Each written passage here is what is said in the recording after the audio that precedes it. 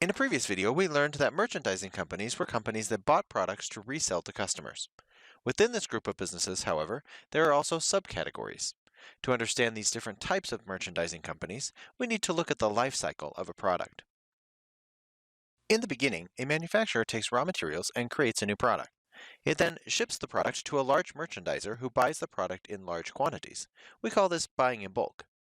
And then they resell it to other merchandisers in smaller quantities for a slightly higher price.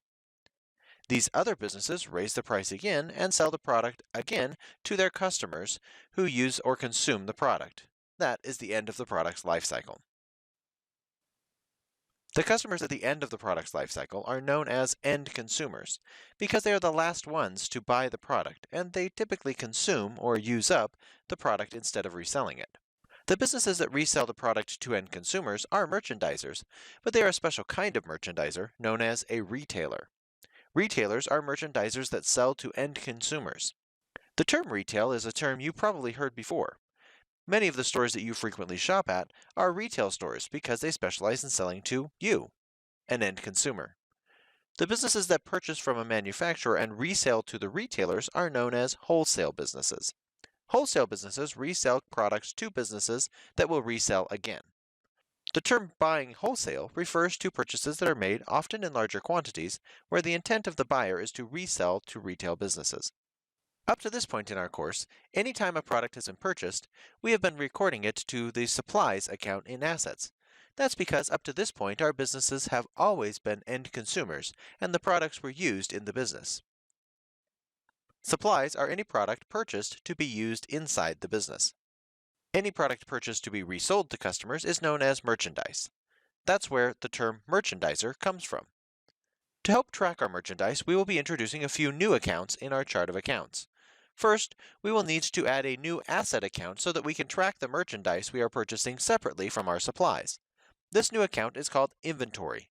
Inventory is where merchandise is recorded and stored until it is sold to customers. On the income statement side, there's a whole new category of accounts between sales and expenses known as cost of goods sold. Cost of goods sold is where we will record the cost of merchandise purchased that gets sold during the fiscal period, as well as any expenses related to selling that merchandise. When cost of goods sold is used, all of its account numbers typically begin with the number 5, which means that expense accounts begin with the number 6 in merchandising companies. When calculating net income for merchandising companies, cost of goods sold is subtracted from sales first. This subtotal is known as gross profit. Gross profit shows us how much money the company makes from the sale of its products after costs and selling expenses. This is the amount of money that is left to operate the business. Expenses are then subtracted from gross profit to arrive at net income, the amount of money left to the owners to draw out or reinvest in the business.